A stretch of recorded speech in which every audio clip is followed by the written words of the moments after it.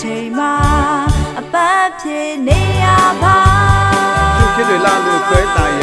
နေကောင်းနေတဲ့ကိုရှူဆိုင်ကကျမ်းမာချင်းဟာလက်တပါတဲ့ရွှေငွေတွေနဲ့မလဲနိုင်တာအဲဒါဆွဲတာရပဲလာလေသွားမယ်သူ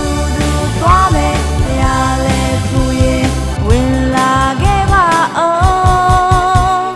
တာတာယာယာဆွဲတာယာပျော်ရွှင်စေတာဆွဲတာယာဆွဲတာယာကန်းချေမှာ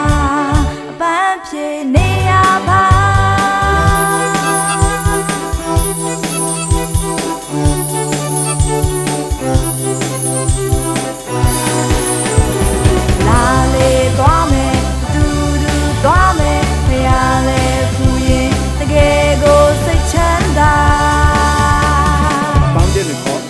သူလည်းပြောသိညစ်စရာတွေဘေးမှာဟာဒီကစားကြရအောင်လား